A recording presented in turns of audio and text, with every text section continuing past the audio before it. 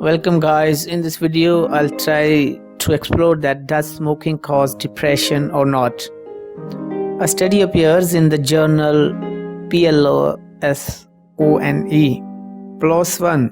Professor Hagai Levine and colleagues from the Hebrew University-Hadassah Braun School of Public Health and Community Medicine, Jerusalem, Israel, is the senior and corresponding author of the study paper, explained that there are clues in existing research that point to smoking as a predisposing factor to depression. For instance, depression tends to be twice as likely among people who smoke than those who do not. Some researchers, however, believe that smoking may lead to depression, not vice versa. What is more, other studies have found that people who had never smoked generally have a better health-related quality of life, as well as less anxiety and depression.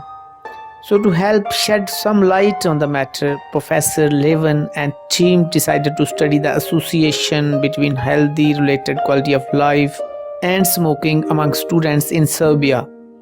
Few studies have looked into this association in low and middle income countries. However, more than 25% of people living in Serbia and other Eastern European countries smoke, which is another reason that studying this subject in this population is of interest. Furthermore, about a third of students in Serbia smoke. Let's go deep in the study. 1. Study of smoking impact on mental health.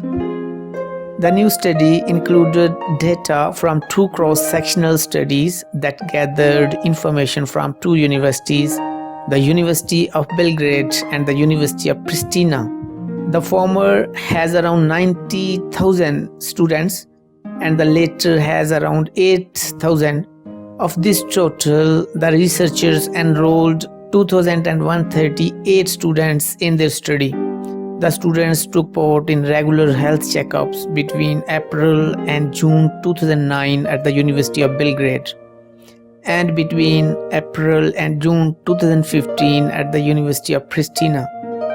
The participants provided information about their social and economic backgrounds, such as their age, social status, place of birth, and parents' education, as well as information on any pre-existing chronic conditions. They also provided information about their habits and lifestyle, such as smoking status, alcohol use, exercise levels, and eating habits. The researchers classed people who smoked at least one cigarette per day or 100 cigarettes in a lifetime as smokers for the purpose of this study. To assess the students' health-related quality of life, Professor Levine and colleagues asked them to fill in a questionnaire comprising 36 questions across 8 dimensions of health. The team also used the PEC Depression Inventory (BDI) to assess the students' depressive symptoms.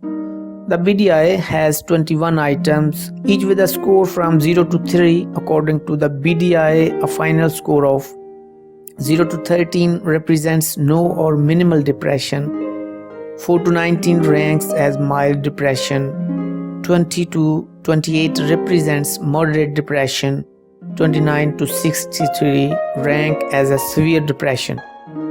2. Negative impact of tobacco on mental health.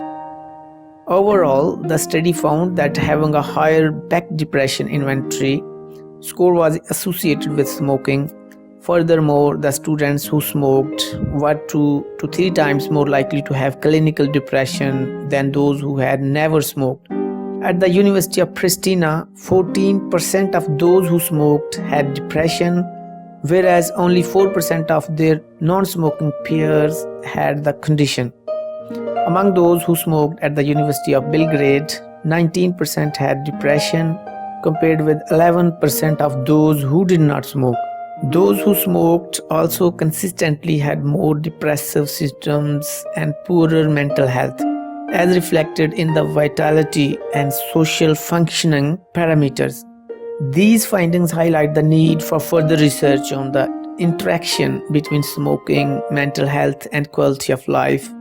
with implications for prevention, diagnosis, and treatment. Conclude the study authors. Professor Levine adds, our study adds to the growing body of evidence that smoking and depression are closely linked.